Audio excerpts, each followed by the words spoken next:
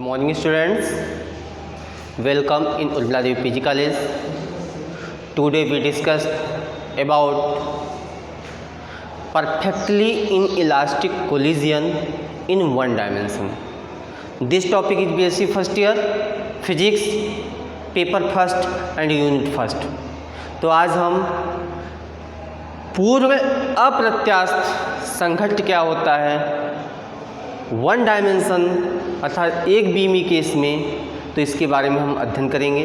तो copy pen उठा लीजिए और हमारे साथ जुड़ जाइए और छोटी छोटी बातों को यहाँ पे ध्यान दीजिए।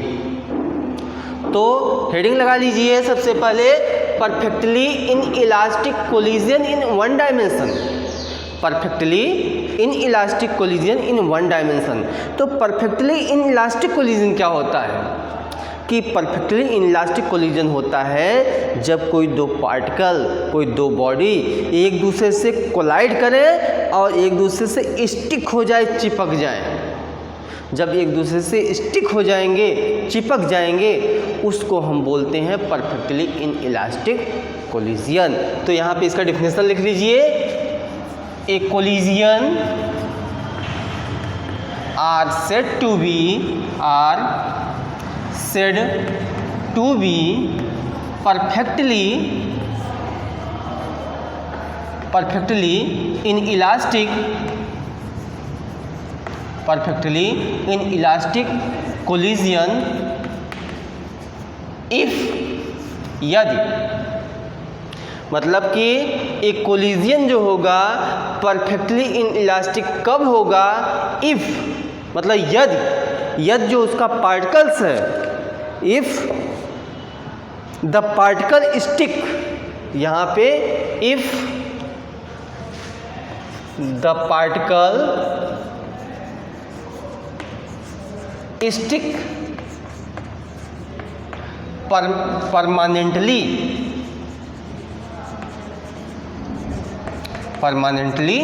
टुगेदर। अब यहाँ समझ में आ ही गया होगा कि a perfectly inelastic collision or मतलब एक collision is said to be perfectly inelastic collision if the particle stick together. इसका मतलब कि परमानेंटली क्या हो जाए, स्टिक हो जाए, ऐसे कोलिजन को हम बोलते हैं परफेक्टली इनइलास्टिक कोलिजन कहते हैं।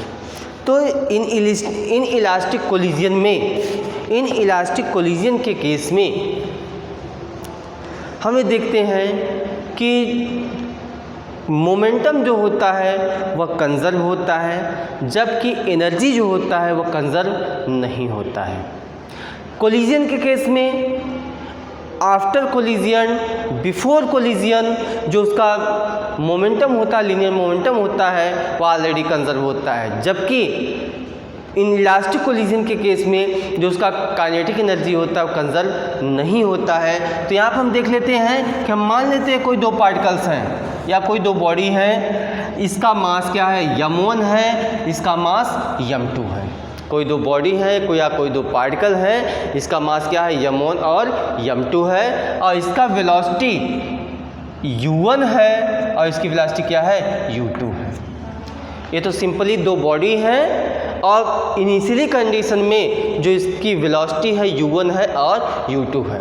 तो ध्यान दीजिए, यहाँ पे एक बात ध्यान ये देना है कि जब दो बॉडी या दो पार्टिकल एक दूसरे के समीप आते हैं, कोलाइड करते हैं, तो परमानेंटली यहाँ पे है कि पार्टिकल स्टिक परमानेंटली टुगेदर, एक साथ क्या हो जाते हैं, चिपक जाते हैं। जब दोनों एक दूसरे से चिपक जाएंगे, स्टिक हो जाएंगे, तो इसकी वेलोसिटी क्या हो जाती है, v हो जाती है। तो इसकी वेलोसिटी क्या हो जाती है, v हो जाती है। तो यहाँ पे हम करेंगे कि collision is said to be perfectly inelastic if the two particle stick together after collision. कब, आफ्टर कोलिजन, आफ्टर कोलिजन। तो इसको अर्थात संघट्ट के बाद अगर दोनों पार्टिकल एक दूसरे से स्टिक हो गए हैं तो ये क्या हो जाएगा, यह हो जाएगा परफेक्टली इनइलास्टिक कोलिजन। क्या कहलाएगा, परफेक्टली इनइलास्टिक कोलिजन कहलाएगा। Let us consider Let us consider two particles have mass m1 and m2 and before collision its velocity u1 and u2 respectively. तो हम मान लेते हैं कोई दो पार्टिकल्स है जिसका मास m1 और m2 है और कोलिजन के पहले उसकी वेलोसिटी क्या है u1 और u2 है. आफ्टर कोलिजन जब यह दोनों पार्टिकल कोलिजन करेंगे, इम्पैक्ट करेंगे, उस केस में जो इसकी वेलोसिटी होगी, क्योंकि परफेक्टली इनलास्टिक कोलिजन है तो एक दूसरे से स्टिक हो जाएंगे. जब इसकी स्टिक हो जाएंगे तो उसकी वेलोसिटी क्या हो जाएगी, v हो जाएगी. उसकी वेलोसिटी v हो जाएगी. अब according to law of conservation of momentum यहाँ आप क्या लगा देंगे, यहाँ आप लगा देंगे according to law of conservation of momentum. तो कंजर्वेशन लॉ ऑफ मोमेंटम में इस केस में इसका मतलब कि कंजर्वेशन मतलब कि momentum of the before collision is equal to the momentum of the after collision. अर्थात संघट्ट के पहले और संघट्ट के बाद का जो संवेग है, लीनियर मोमेंटम है, यदि वह दोनों सेम है तो कंजर्वेशन ऑफ मोमेंटम को शो करेगा. अर्थात m1 u1 plus m2 u2 equal to, उसके बाद क्या करते हैं, परफेक्टली इनलास्टिक है, दोनों एक दूसरे से स्टिक हो जाते हैं. इसका मतलब m1 प्लस m2 उसकी वेलोसिटी क्या हो जाती है, उसकी वेलोसिटी v हो जाती है. इसको हम कोई इक्वेशन बना देंगे, इक्वेशन फर्स्ट बना देंगे. अब यहाँ से देख लीजिए कि संघट्ट करने के बाद उसकी वेलोसिटी क्या हो जाती है, चेंज हो जाती है. तो चलिए अभी रहने दीजिए इक्वेशन फर्स्ट. यहाँ से पहले v का मान निकाल लीजिए. जब हम v का मान निकालेंगे तो क्या हो जाएगा, m1 u1 plus m2 u2 अपान m1 plus m2. Equation number इसको फर्स्ट बना लीजिए. This velocity for a special case when the second particle of mass m2 is at rest. तो यहाँ पे एक केस एराइज करते हैं कि जो पार्टिकल m2 है वह क्या है, रेस्ट पोजीशन में है. जो पार्टिकल m2 है वह क्या है, for a special case when the second particle of mass m2 is at rest.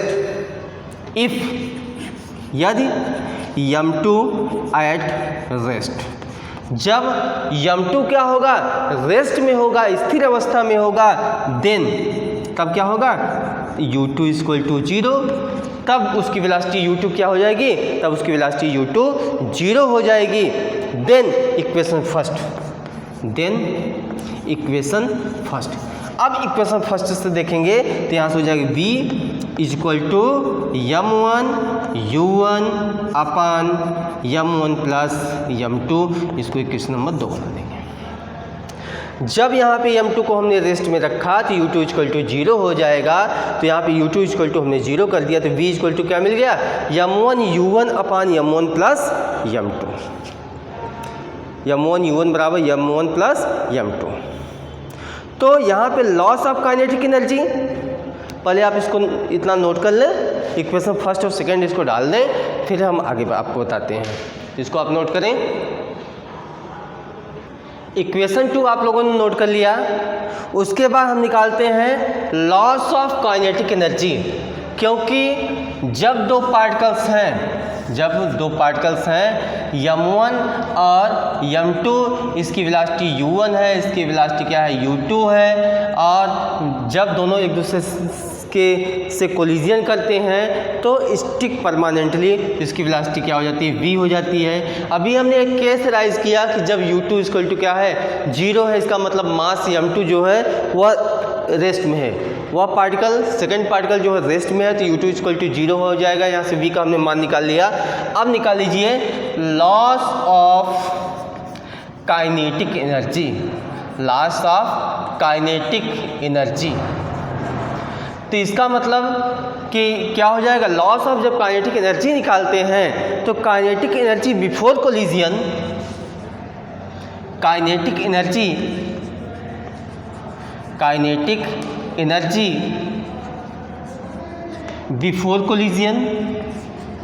Before collision minus kinetic energy after collision. तो जब हम लॉस ऑफ काइनेटिक एनर्जी निकालते हैं, गतिज ऊर्जा का क्षय निकालते हैं, तो कोलिजियन के पहले जो काइनेटिक एनर्जी है माइनस कोलिजियन के बाद की जो काइनेटिक एनर्जी है, तो यहाँ मीन्स काइनेटिक एनर्जी का डिफिनेशन आप जानते ही हैं, छोटी कक्षाओं में पढ़ भी चुके हैं कि किसी भी पिंड में उसके गति विशेष के कारण कार्य करने की जो क्षमता होती है उसे हम गतिज ऊर्जा कहते हैं। जैसे हम भी चलते हैं, आप भी चलते हैं, बाइक चलती है, मतलब किसी भी वस्तु में उसके गति के कारण कार्य करने की जो क्षमता होती है उसे हम गतिज ऊर्जा कहते हैं। तो यहाँ पे जब कोलिजन होगा, कोलिजन में ऑलरेडी क्या होता है, काइनेटिक एनर्जी होता है। जब जैसे कोई बॉडी रेस्ट में है तो वो क्या है, पोटेंशियल है, और यहाँ पे जब कोलाइड जो पार्टिकल कर रहा है वह क्या है, ऑलरेडी उसमें काइनेटिक एनर्जी है। तो लॉस ऑफ काइनेटिक एनर्जी हम निकालते हैं, तो सबसे पहले निकाल लें काइनेटिक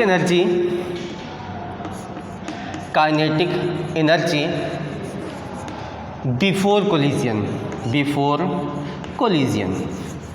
जब बिफोर कोलिजियन निकालेंगे तो इस केस में हमें देखते हैं कि m2 क्या है, m2 रेस्ट में है। जब m2 रेस्ट में है तो इस कंडीशन में क्या हो जाएगा, 1/2 m1 u1 स्क्वायर। क्या हो जाएगा, 1/2 m1 u1 स्क्वायर, क्योंकि u2 ऑलरेडी अब क्या है, 0 है। अब निकाल लें काइनेटिक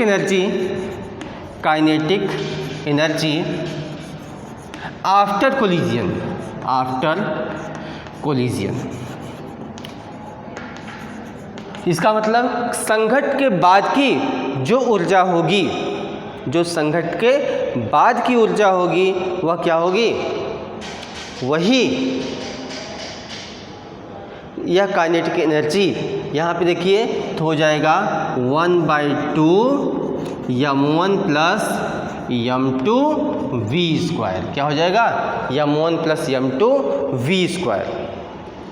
तो यहाँ से क्यों m2 को लिया गया, m2 क्या है, पार्टिकल है, उसका क्या है, मास है, वह क्या है, स्थिर अवस्था में है। जब स्थिर अवस्था में है तो उसकी वेलोसिटी केवल 0 हुआ है। यहाँ पर जब उससे कोई बॉडी टकराएगा, जब टकराएगा तो उसकी भी वेलोसिटी क्या हो जाएगी, चेंज हो जाएगी। तो यहाँ से हो गया m1 plus m2 v square. क्या हो गया, m1 plus m2 v square.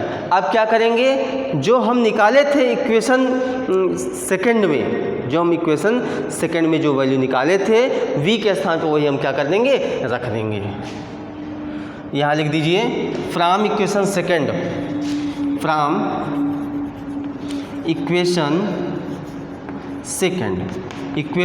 से हम देखेंगे तो हो जाएगा 1/2 m1 प्लस m2, ये ऑलरेडी है। यहाँ से हो जाएगा m1 प्लस m2 का होल स्क्वायर u1 स्क्वायर, यही हो जाएगा m1 प्लस m2 का whole square upon u1 square.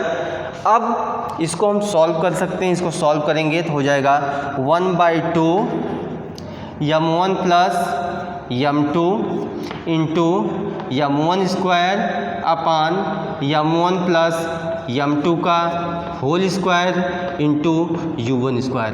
तो इससे कैंसिल हो जाएगा, आप बचेगा 1/2 m1 square u1 square upon m1 plus m2। तो ये आपको मिल गया काइनेटिक एनर्जी आफ्टर कोलिजियन। क्या मिला, काइनेटिक एनर्जी आफ्टर कोलिजियन। जब काइनेटिक एनर्जी आफ्टर कोलिजियन मिल गया, यहाँ से kinetic energy before collision, kinetic energy after collision. Putting this value in above equation,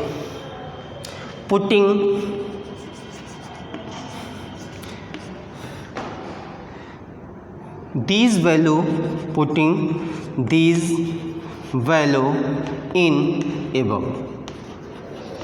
तो यहाँ निकल क्या हो जाएगा, loss of kinetic energy.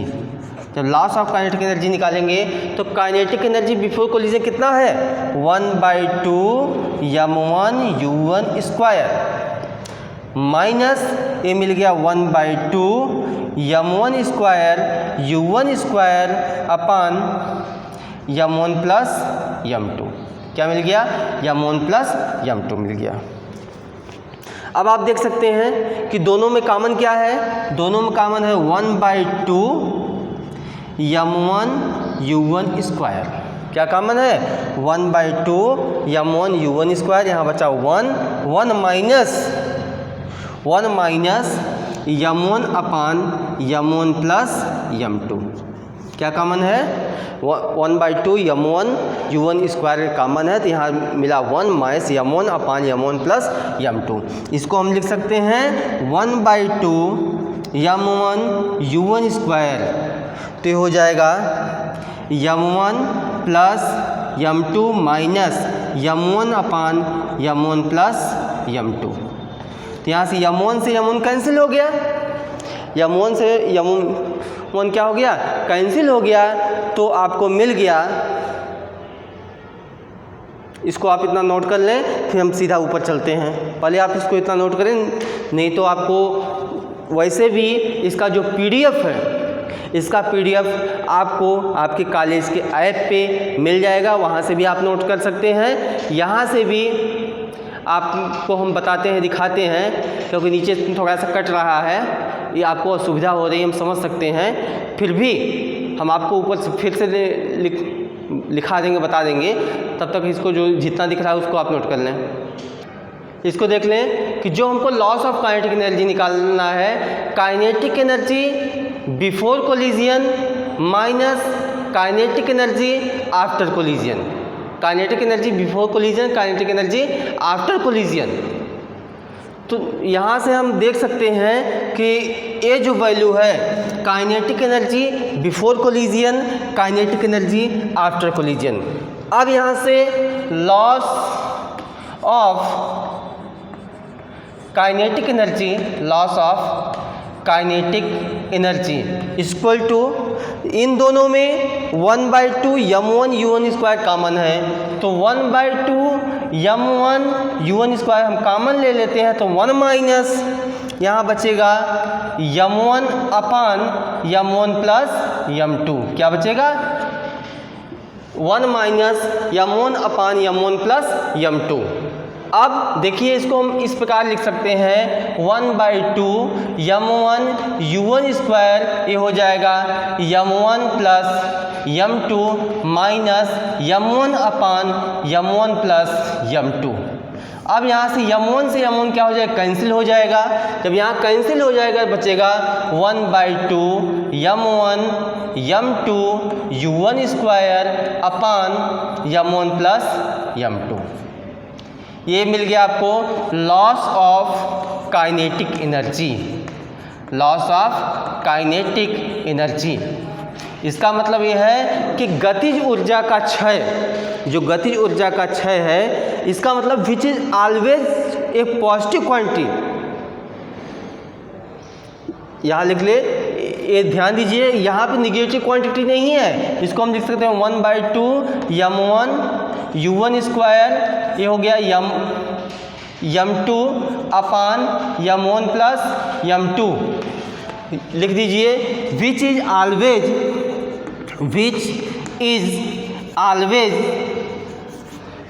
Positive quantity. यह क्या है, हमेशा पॉजिटिव क्वांटिटी देता है। There are loss of kinetic energy. इसका मतलब ये है कि यहाँ पे यह हमेशा पॉजिटिव क्वांटिटी देता है। इसका मतलब यह है कि यहाँ पे काइनेटिक एनर्जी का क्षय होता है, गतिज ऊर्जा का क्षय होता है। जब यहाँ पे गतिज ऊर्जा का क्षय होता है, अब उसके बाद निकाल लें, इसको इतना नोट कर लें, नीचे का हम इरेज कर देते हैं, फिर हम बताते हैं आपको। इसको आप इतना नोट कर लें, क्योंकि जो लॉस ऑफ काइनेटिक एनर्जी है क्या है, जो पॉजिटिव क्वांटिटी है, इसका मतलब क्या है, काइनेटिक एनर्जी का लॉस हो रहा है। Also kinetic energy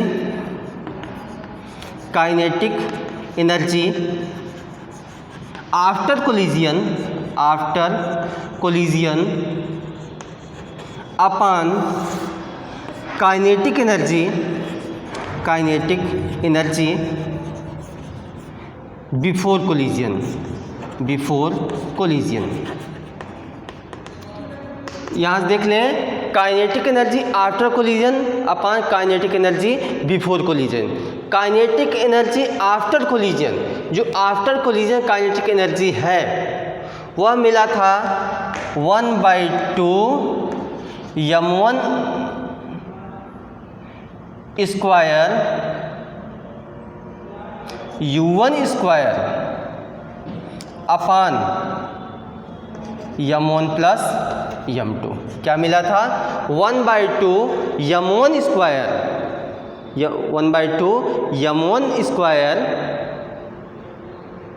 upon m1 square u1 square upon m1 plus m2।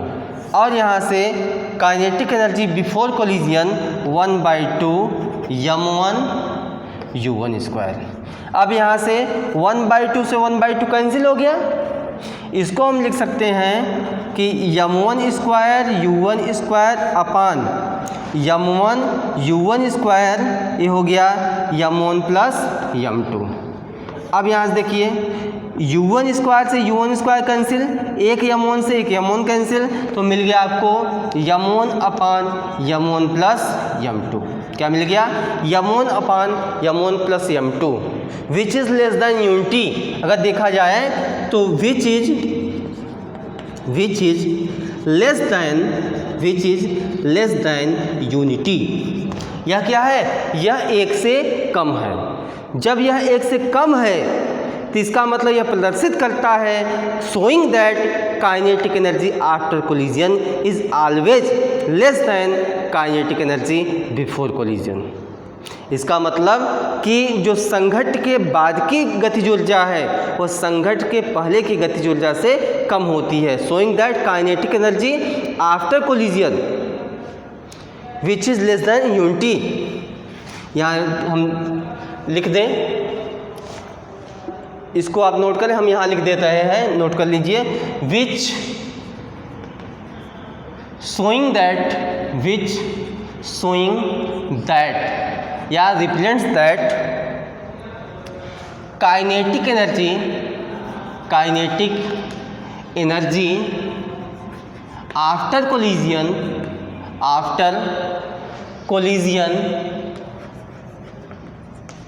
Is less than kinetic energy before collision. इसका मतलब ये है, यहाँ से सीधा निष्कर्ष निकलता है, क्योंकि जो वैल्यू मिला है वो क्या है, एक से कम है। जो वैल्यू है, अगर m1 का मान, फॉर एग्जांपल m1 का मान अगर हम 5 रखते हैं, m2 का मान हम 1 रखते हैं, एक का मान 5 रखते हैं, एक का मान 1 रखते हैं, तो इसको जब हम डिवाइड करेंगे तो ऑलरेडी क्या होगा, 1 से कम होगा। जब 1 से कम होगा तो इसका मतलब सीधा है कि संघट्ट के पहले की जो गतिज ऊर्जा है वह संघट्ट के बाद की गतिज ऊर्जा से अधिक होगी। इसका मतलब संघट्ट के बाद की जो गतिज ऊर्जा है वो संघट्ट के पहले की गतिज ऊर्जा की अपेक्षा कम होगी।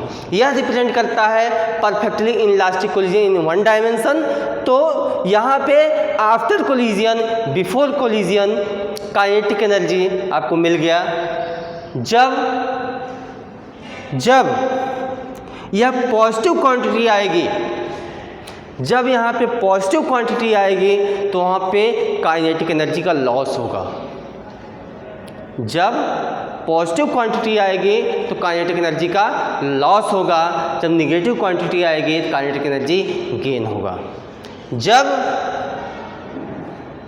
काइनेटिक एनर्जी आफ्टर कोलिजन और काइनेटिक एनर्जी बिफोर कोलिजन दोनों को हम डिवाइड करते हैं, उसका मान क्या होगा, हमेशा क्या होता है कि 1 से कम होता है। जब 1 से कम रहेगा जब एक से कम रहेगा इसका मतलब ये है कि संघट के कोलिजन के पहले की जो काइनेटिक एनर्जी है वह कोलिजन के बाद की काइनेटिक एनर्जी की अपेक्षा अधिक होगी। तो यहाँ से मिल गया आपको which is a quantity less than unity, यह क्वांटिटी जो है एक से कम है। Showing that kinetic energy after collision is always less than kinetic energy before collision. This energy is used up in excitation of atoms and molecules और given out in the form of radiation. तो ये आपको मिल गया। यहाँ से आप देख सकते हैं कि perfectly inelastic collision in one dimension. Perfectly inelastic की जब बात करते हैं तो यहाँ पे कि वह कोलिजन कि जब कोलिजन करे तो अगर दो बॉडी दोनों एक दूसरे से स्टिक हो जाते हैं तो पर हमेशा के लिए, तो ऐसे कोलिजन को इनइलास्टिक कोलिजन कहते हैं। हम आशा करते हैं वीडियो आपको बहुत अच्छा लगा होगा। इसका डेरिवेशन जो है कल इसके ऐप पे अवेलेबल रहेगा, वहाँ से आप इसको ले सकते हैं। उसका पीडीएफ वीडियो भी आप देख लीजिए। और यहाँ पे जो भी आपको प्रॉब्लम हो आप कमेंट करें, कुछ आपको पूछना है तो कमेंट के थ्रू आप पूछ सकते हैं। आप अपने दोस्तों को शेयर करें। नेक्स्ट वीडियो का आप इंतज़ार करिए। तब तक के लिए धन्यवाद।